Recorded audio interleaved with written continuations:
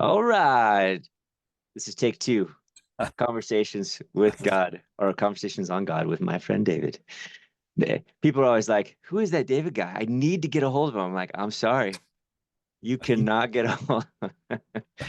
I mean, lines. There's like every day there's people outside Oh, my door. I'm like, I'm sure. you cannot get to him directly. Yeah, yeah, no, Yeah. I'm sure.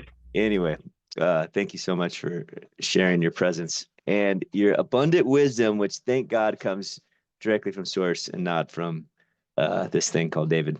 Question: what prevents us from loving everyone and everything? And if I may set it up a little bit, Sure. because this was your question, uh, which I think is a wonderful thing.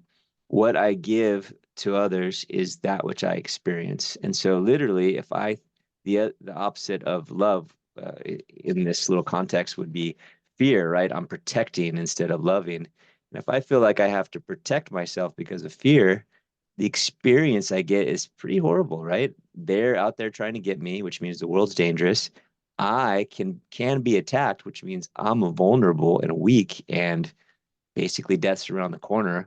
It's a dim, dark life versus this wonderful experience of love, abundance. Universe is friendly and my friends. The universe is filled with God. The universe is a part of God. I'm a part of God. There's nothing I could ever lose. It's just overflowing, beautiful connection, which obviously, I mean, to me, sounds wonderful. So then back to the question, what prevents us from living there, loving everyone and everything? Why wouldn't we do that? Yeah, that kind of hit me one day, and that's when I thought I told you. I don't remember telling you, but I guess apparently I did. You didn't do it was all a mental. Yeah, It's a yeah. little And the other one that came along with it was I have six kids, and one of my daughters is the polar opposite of my political view. So I'm not going to say what my political view is, but because this will then apply to everybody. Polar opposite of my political view, and it's always kind of bugging me that she is, and I keep waiting for her to wake up, coming around to the truth. come around to the truth. Yeah. So it's Uh, a source of a certain amount of source of emotional mental tension for me, right? yeah, yeah, yeah. And when it's like, what prevents us from just loving everybody and everything? That the corollary came along with that is what's wrong with a person thinking how they choose to think. Mm, yeah. And it came to me that the answer is really both. And the answer is it's judgment. It's judgment. And any judgment less than this too is God and perfect brings our vibratory rate down. Mm, And it's just that simple. It's just that simple. So if I look at her and say, absolutely, she has the right to think whatever she wants to think as a piece of God, a manifested aspect of God having a unique experience. God is manifesting as her in order to have these different and unique experiences. So we're basically trying to shut down what God is allowing. mm, And that's not a good place to be. That's never going to work really well. mm. Getting back to the original question is why can't we love everyone because of our judgment. So for me, if I dig deeper, it's because I'm still looking to have all the problems of the world solved and be done. My whole life as David, once you decide what's good and what's bad, who's good and who's bad, you start psychologically, emotionally pulling for the good guys to completely beat the bad guys. for the good in the world to completely destroy the bad in the world. I mean, it's always, for me, it's always been there in the background of, let's just say, I'm trying to stay out of politics, but let's just say you have a town where the people on top are very corrupt. Well, you're going to want to somehow beat those people and drive them out of your town because you believe your town will be far better off once you do that, right? So whether you're actively participating or you're just pulling for that, it's a constant, at some level, tug on you, Mm. right? Where at the highest level, it's all exactly right. The divinity, the creator, has allowed for this play to go on because it's in this play that, first of all, I think we're entertained, but second of all, that it provides catalyst for us, and the catalyst, at least at some level, is some type of pain, mental, emotional, maybe physical. And it's that pain that, if you understand that when you see things perfectly, there is no pain, right? So that reminds me of some things my teacher said. He said the highest state of all is contentment. Highest state of all is contentment. And to me,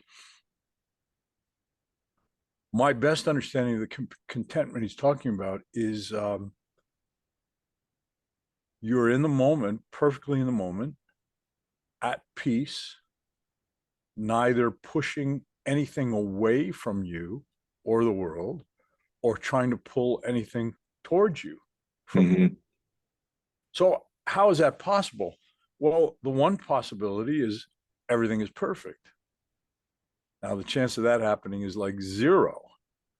But on the other Hmm. hand, you can begin to see everything as perfect, right? So that's one thing my teacher talks about. He goes, true faith, which is also true surrender, is not believing that God is going to do it your way, but trusting that the way God is doing it is perfect, Mm. right? So to me, this goes back to that, is if you trust God completely, have perfect faith, therefore perfect surrender, you don't need to change anything.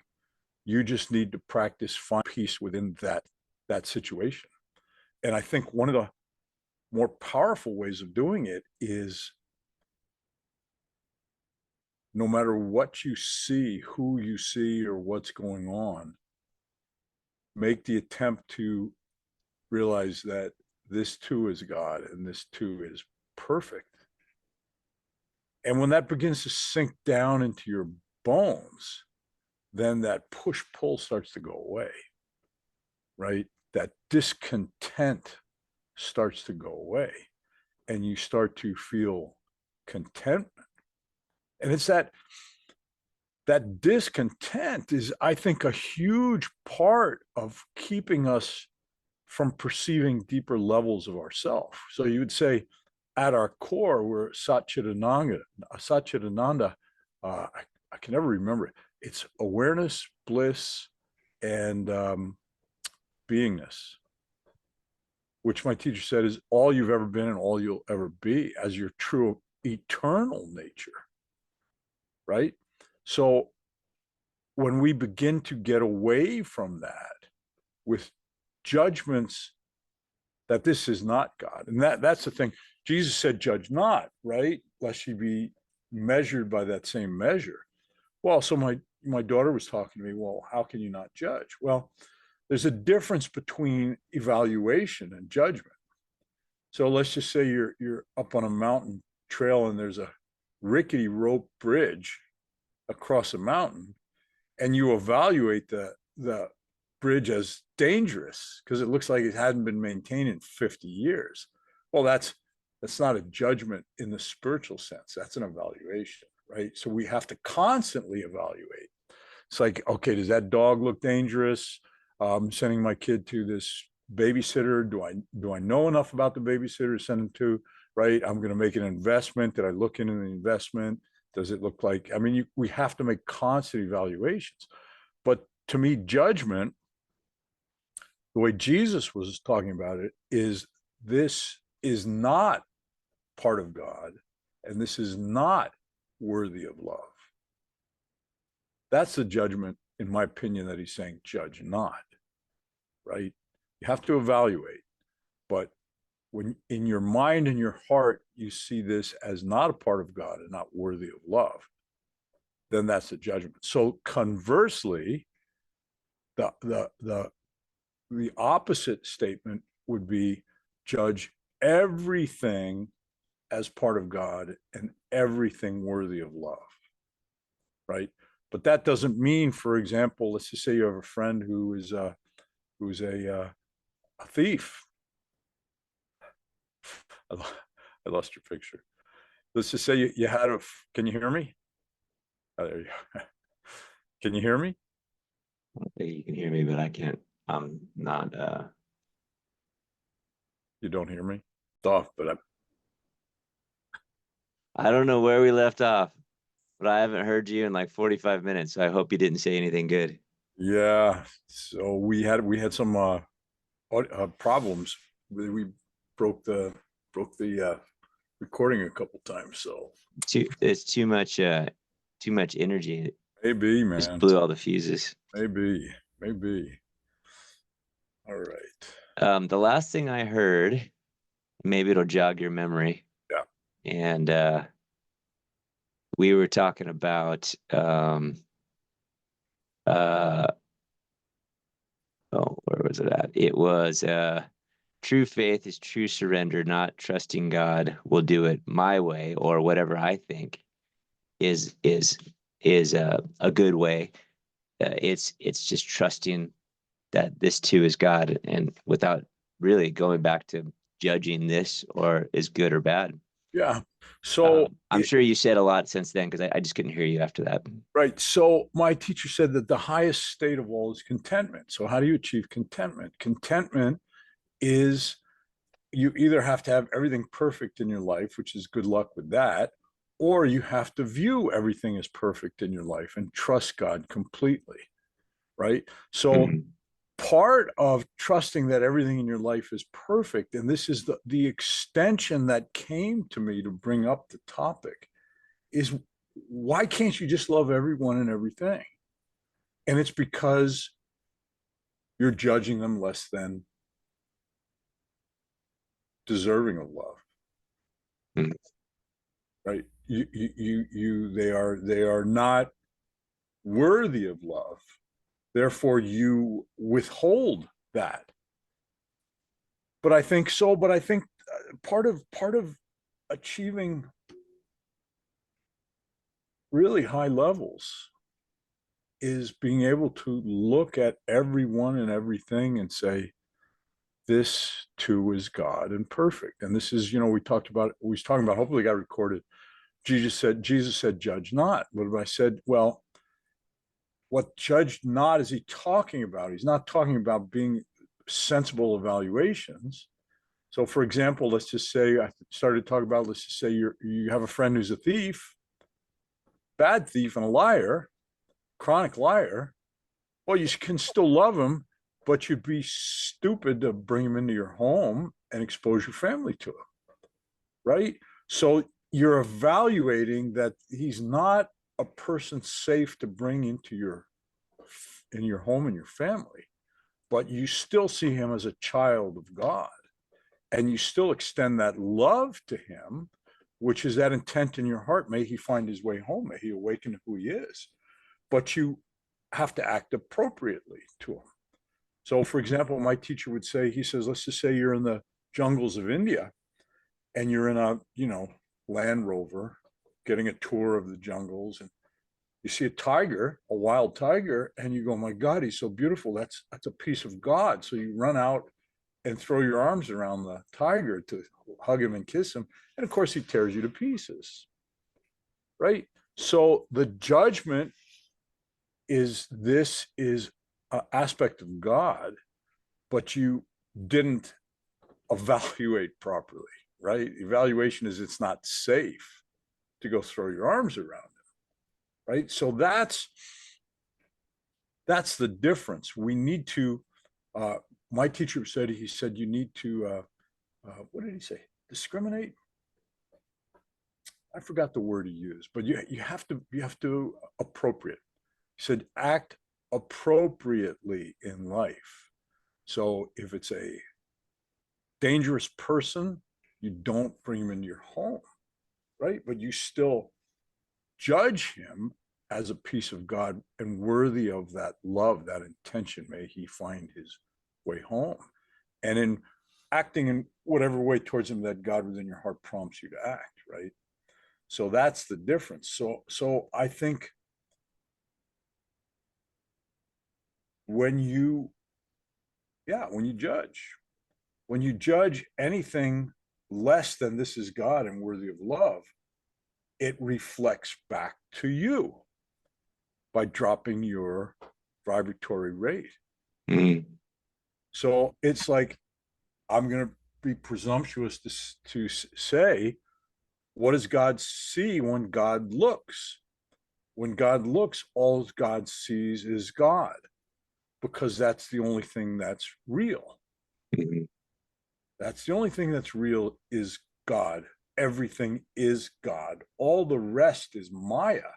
All the appearances that are other than God are Maya. For those that aren't familiar with the term Maya, Maya is, you could say, the power from the Creator that he extends out from himself to create the illusion that the one is the many. So that you could say it's the power that for our experience creates the universe, the physical universe, right? So it's incredibly powerful, but God is not affected by Maya. So when God looks, all God sees is God. We're affected by Maya, and you could say that's the grand game that probably permeates all universes, because I think each universe has its own particular version of the game, right? Each galaxy may have its own particular version of the game. Each planet may have a particular version of the game. But I think the universal game is to overcome the power of Maya and begin to see the one in the many. So I think that's a huge part of why can't we just love everyone? Well, you can if you practice seeing the one in the many. You know, for me, I refer to the Creator as my beloved. My beloved. Practice seeing the infinite Creator behind the disguise of Maya. And so, you know, some people are easy to love, right? Because the aspect of God that we like is so apparent in them, right? They're physically attractive, or they're just got a wonderful sense of humor, or they're just got a light, bright spirit that's just fun to be around and joyful and kind or funny. And, you know, some people have a lot of the characteristics we prefer, right? Which makes them easy to love. But I think part of seeing, loving God and loving everyone as God is get over your preferences. Get over your preferences and begin to see the beauty and even the characteristics that you not really fond. You know, I say let's just say I take everybody, we go on a safari to Africa, and we come across a herd of gazelles, and they're just bouncing around and they're grazing and they look so beautiful, right? And then out from a bush comes a tiger and just tears a gazelle to pieces and eats it. That would be, you know, for a lot of us, pretty horrifying. So you say, which one was a manifestation of God? Well, the answer is they both are. But one's this soft, sweet, cute manifestation of God, and one is a manifestation of the power and ferociousness of God. But they're both manifestations, equally manifestations of God. Hmm. So I think we can extend that to what we prejudiciously call good and evil. Those of us that are on the right hand path, we don't like evil, and we tend to want to push it away or destroy it, and we prefer good. And I think Mm-hmm. those on the left hand path see us as just being a bunch of suckers and weak, and they prefer powerful people who just slam through obstacles in life and just crush and Mm-hmm. right. So it's just our preference. But so that's, you could say, polar. So I think while you're still polar, it's very natural to have preferences and judgment. But I think part of awakening fully is becoming non-polar. So you still have a role in this lifetime. Hopefully your role is a right-hand path and support good and all that, and oppose evil, but still see it as a manifestation of God, deserving of love, right? That doesn't mean support. You might have to, you might be a soldier on the field, and the other country, they're trying to take over your country, and they'll destroy all your loved ones and your family. You might have to be shooting the other soldiers, right? You're playing your role, but where the real bad karma and quote unquote sin comes in is when you shoot them out of hate, right? And you just have that negative vibration. Well, now you're accumulating really, really bad karma, right? It's like the story of the Bhagavad Gita, where Arjuna had to go to battle with a lot of his friends and cousins and teachers. And at first, when he lined up on the battlefield and he saw all of them, he told Krishna, he goes, forget it. I can't do it. So the Bhagavad Gita is where Krishna took him aside and explained over to him over a period of a couple days, which appeared like 5 minutes to everyone watching, that listen, nobody dies here. This is the role you were born to play. And Mm-hmm. if you don't step up and do it, there's going to be a lot of suffering in this land as it's taken over by those that are practicing evil. So he fought and probably slaughtered thousands and thousands of people, maybe even a lot of his friends on the other side. But he no longer did it from his own will. No longer did it from judgment or hate. He realized he was, you could say, allowing God to move through him and do the action. Let God do the action, and that's the highest state, is when you start to recognize divinity within you and let it move through you in as much of your life, thoughts, and behavior as you can. And that's what my teacher would say. He goes, you got to come back for your bad karma. He said, but you also have to come back for your good karma. The trick is no karma. And the way you do no karma is attuning to divinity and let divinity move through you. So you start to lose that sense of I am doing. And you start to really feel the truth of being a vessel through which God is flowing. So I guess you lost sound again. That's that's kind of uh, that's kind of it. So unless you can get your sound back and ask me some more, I can't hear you because you're talking to me. can you? Yeah, I can hear you. I'm trying to figure it out. All right, chat. Let's just see. Let's see. Shoot. If you can't get Maybe sad, this is an appropriate ending. I'm gonna call you and try again, okay? time to end. Let me just send that. It is. Might as well just call Can you it. hear me? I can hear you. Yeah. Oh, that's strange. Okay. Well, it's been wonderful listening to you, and I have no idea what you said, but maybe it recorded. Right, well, we'll see. I'm gonna If end, you guys, if this and shows up I'll call you right on now. if this shows up on YouTube, then it was recorded. If not, never mind. Good thing you're so pretty, because I don't know what you said.